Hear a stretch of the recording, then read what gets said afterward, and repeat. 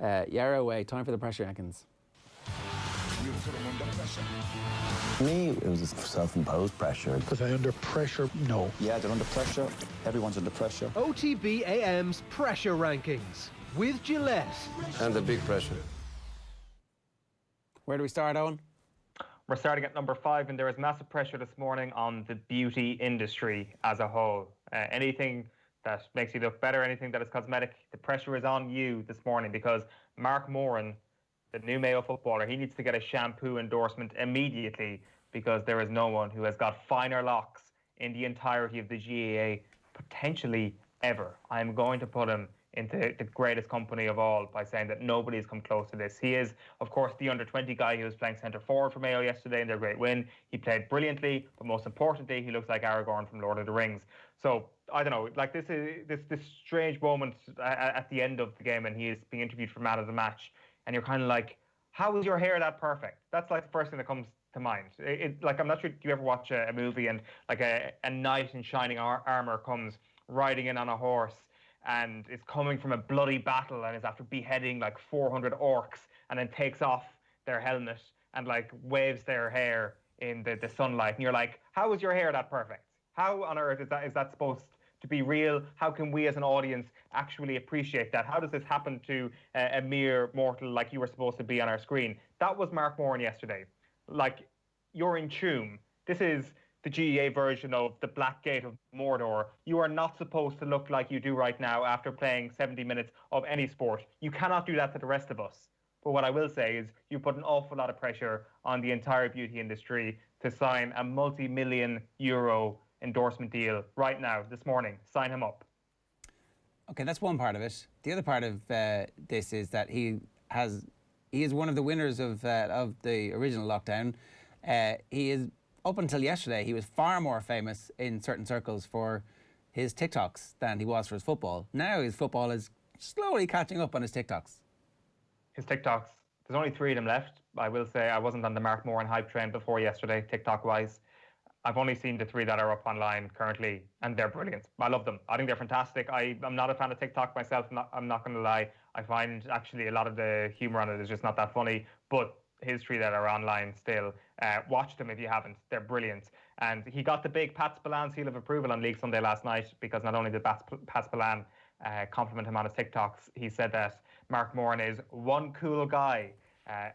Really, is there anybody better in the country to give you the one cool guy endorsement than Mr. Pat Spillane? So it's all coming up, Mark Moran. Okay, so he's number 5 in our pressure rankings today. It's more the pace with which the rest of the world needs to catch up on his endorsements. Like, look, I don't know, maybe Mayo can keep a lid on this for 5 or 6 weeks. I'm just not sure. What's next? Next, number 4, pressure on Serie A.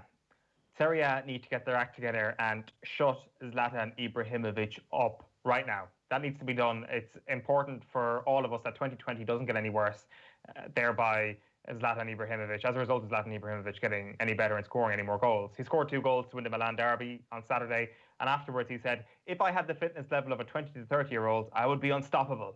But then again, they can't even stop me now. And he is right. I mean, Alexander Kodorov, who looks like he's in his mid-50s at the moment, hacked him down for the first one and he scored a penalty he missed the penalty. What am I talking about? His penalty was saved and he knocked in the rebound. Then for a second goal, he was unmarked at the back post and knocked it in.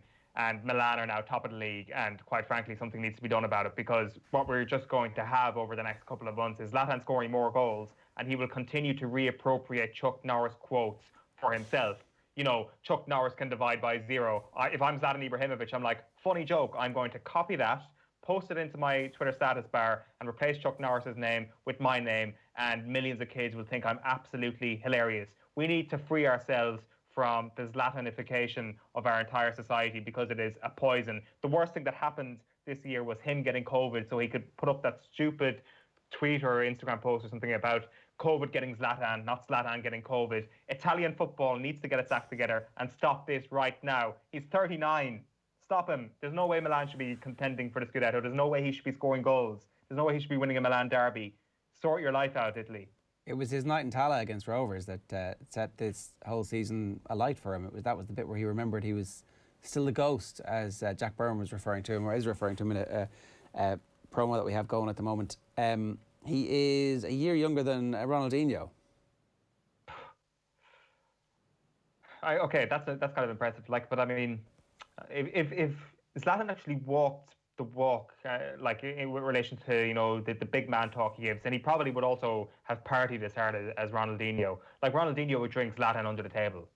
Is a mere fact of life. I mean, like, does Zlatan actually enjoy himself like Ronaldinho? Clearly not. If he's only a year younger than them and is still going at a pretty high level, he looks after himself, and I guess there's part of it that you just kind of have to admire the way he's come back from serious injuries in the past as well. But if there's one man to overblow just how incredible he is, it's Ibrahimovic. Okay, number 3 on our pressure rankings this week. Ireland rugby. This is so. There's definitely been a sense leading up to all these renewed sporting events over the last little while that we actually just wouldn't care that much about them, because the agenda has been dominated by far more serious matters, that there isn't actually that much build-up. There isn't, or maybe we just keep our eyes off the build-up before the big sports events, or whether it's the National League, whether it's the Premier League coming back, whether it's the League of Ireland's return. And you don't care about these, I've found, this is my experience, until the game actually starts. And once a ball is kicked, you're like, oh my God, I care about this so much at the moment. And I definitely felt it for Ireland against Slovakia, for example, 2 weeks ago. That is going to happen this weekend again for the rugby supporters in Ireland. And the pressure is on Ireland because of that, but also because of how we left the Six Nations campaign. Kind of had forgotten about how things had gone. We'd beaten Scotland. We put in a really good performance against Wales. But what I hadn't forgotten was that England was our last game. That terrible, terrible performance against England when we got hammered 24-12 in Twickenham. Very lucky to have the 12. To be honest, it was an injury time try and conversion from Ireland on that occasion, where we got smashed yet again. And this was the tone going to Paris in the Six Nations. Maybe the pandemic came at a good time. Maybe it was good that we didn't get to go to Paris after that Italy game and see what would have happened there. It's a fixture that still has to be fulfilled. These next 2 weeks, there was pressure on Irish rugby. There's no getting away from that. Okay. Number 2? Number 2 is Tottenham. Maybe they're already off the pressure rankings. Maybe these guys were number 2 in the pressure rankings after 75 minutes yesterday, and maybe they've already succumbed to the pressure that comes with these rankings. But they were title challengers for a while yesterday. I definitely was believing it. Jose Mourinho, in the aftermath of the game, said it was exactly when we were in control that we conceded the first goal, and their belief went up. My guys were not strong enough, he says, to cope with it psychologically. And in the last few seconds, we lost 2 points. I have to analyse the second half, and I have to do it internally. But for you, I prefer to say that football happened and praise West Ham's belief. His players can't cope with it psychologically. It's almost as if Jose Mourinho knows that the pressure rankings are coming on a Monday. It's almost as if he knows that this is the sort of fodder we thrive on a Monday morning. He is basically saying that they were under pressure to not do very much yesterday, just hold on to a 3-0 lead against Moisey, and they didn't even manage to do that. Robert Snodgrass was their impact sub. And I like that viral tweet that went yesterday saying, from a Spurs fan saying, we have Bale, they're bringing on Lanzini, with a load of crying, laughing emojis. One of the best cold takes exposed moments of all time, really. That sums up the position that Tottenham were in yesterday. And it was just one of the most remarkable collapses you're ever likely to see. At 3-0, I was thinking, geez, Matt Doherty's never getting back in this team. And then it's like... Yeah. It must have been slightly bittersweet for him to see what was happening in the second half there. I was like, oh. Now, he obviously is not known to be the greatest defensive player in the world. His talents are certainly more in the attacking side of things. But, plenty of games coming up. We keep hearing about the fixture list thick and fast and how important the cup competitions are going to be for Jose. So there's room still for Matt Doherty to get back in. I'm not panicking about him just yet. No, I'm with you on that, because I think REA was on screen quite a bit yesterday during the first, second and third West Ham goals, like a couple of dead balls that came from the left-hand side. He was under pressure quite a lot. So they were attacking the left. I know that their first big chance of the game came down the right channel as well, and Reguilon is probably going to have a question asked. Of course, Davinson Sanchez is going to be the man that most of the questions are going to be asked of. But I think you're right. I think that REA looked cemented in that team. I thought that whole team looked like it was going to just keep playing until they lost the game, which didn't look like it was going to happen quite soon. And then everything changed, and maybe Doherty goes straight back in. But they do have the Europa League to contend with. Maybe Doherty becomes his Thursday night guy and REA becomes his Sunday guy. Time will tell. So number one is Liverpool. We're going to talk about that in just a minute. But part of this, I think, should be the refereeing that happened over the course of the weekend. I don't know if you were going to talk about that or not, but just to bring you a report here, Everton were furious after Brighton's Kaylee Green escaped being sent off despite being booked twice. Referee Lucy Oliver, wife of Premier League ref Michael, showed Green a second yellow card in the 80th minute but failed to display a red. Everton boss Willie Kirk said, "Shouldn't happen. The player knew she was not wanting to go near the referee." Bang of Charlie Redmond not getting sent off all those years ago. And not a great weekend in the Oliver household for quality refereeing decisions. No. Oh my God, I didn't realise that until right now. I was going to mention the refereeing there in our pressure rankings. I'm also thinking mid-pressure rankings lineup here that actually the pressure is not on Liverpool at all. Is there? It's like my immediate reflex this morning was that Liverpool are under the most pressure because they have lost their best defender, but they have their Premier League title. Can they come second this year and gallantly challenge?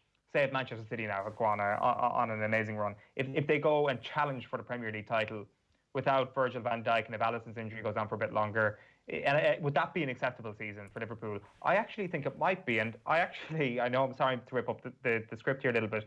I think Manchester City should probably be on top of this list, even though I've actually picked this list. And it comes from the conversation we were having with Mark Lawrenson earlier.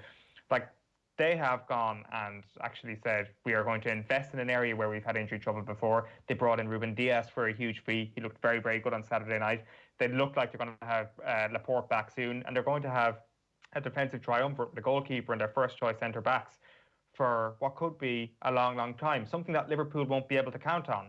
Is the ball firmly back in Manchester City's court at this point, where it's you have to go out and win the Premier League this season. You have to go and get back to the level you were at 2 seasons ago. Otherwise, this is a disaster from Pep Guardiola. I know we spoke a lot about him a couple of weeks ago after the Leicester defeat.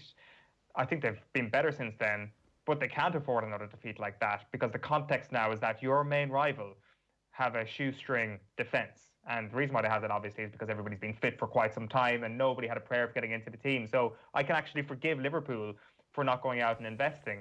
For Manchester City, they don't have a hell of a lot of excuses whatsoever. So I think they might be under the most pressure of Premier League teams right now. Man City are 11-8 on to win the league, and they have 7 points from their first 4 games this year. So they are not the unbeatable, unstoppable force of nature that we've seen just recently. They were relatively fortunate to get through that game. That Arsenal side actually might be a bit better and less flaky than previous Arsenal sides. Liverpool are bigger than 2-1, and then after that, the third favourites at the moment are Spurs at 12-1. I do think this is going to be a weird season. I do think that City have plenty of defeats in them. I do think that some teams like Villa and Leeds are going to go on 4 or 5 game winning streaks where they look brilliant for those 4 or 5 games, and then they'll disappear for 4 or 5 games, and then they'll come back. That's, I think, what this season is going to be, where players like Ross Barkley, who isn't getting booed every time he touches the ball, suddenly finds his shooting boots and pings one in from 25 yards, where you're like, don't shoot, don't shoot, don't shoot. Jesus, he just shot. Whoa! That's there's going to be a lot of those players this year. You're looking at Villa's goal conceded as well. They've only conceded 2 goals this season, which is remarkable considering that the second best is Arsenal with 6, and then a lot of teams, the very, very top teams are on 8, 9, 10. Liverpool obviously have conceded 13. And while that's true what you say, it's Emi Martinez potentially turning into the signing of the season, which is what can help Aston Villa to an unbelievable finish in this year's Premier League. You're trying to look, it's way too early to be making this, but you're trying to look at similarities between this Aston Villa team and the Leicester team that won the league because of the fact that they almost got relegated the previous season. And I'm not sure if they have that level of a Jamie Vardy goal scorer or this unearthed gem in a Riyad Mahrez. But the question is, can a Jack Grealish get to the level that a Riyad Mahrez was at that season? It's not unthinkable. No. It's definitely not unthinkable. And I guess the other missing link then is who is your N'Golo Kante from that team? That is probably the big difference and why Aston Villa won't finish in the Champions League places. But on the early evidences, stranger things have definitely happened and they could come close to a top 6 finish if this continues. But who knows? The scriptures could get ripped up next week again. And it is about these teams who can brush off, getting hammered 5-2 by Leicester. Can a team brush that off? I think a Pep Guardiola team might be able to do that because they've had weird defeats in recent seasons where they've been so good, where they should be dominating teams, and they end up losing the game. So they've got that experience in the bank to then come out the next week and beat a team 7-0. And maybe that's the sort of week in, week out mentality you need in this season's Premier League. Yeah. I don't know, but I think City probably right to be favourites, but a lot of pressure on them. Esri Konsa and Douglas Luiz are going to be the ones that are the superstars at the end of the season. Everybody goes, oh, why did we not know about those? And they're young, and I think they're the ones that everybody's going to be pretty happy about. Don't be under pressure. Good morning, start with Gillette, giving you the confidence to tackle the day ahead.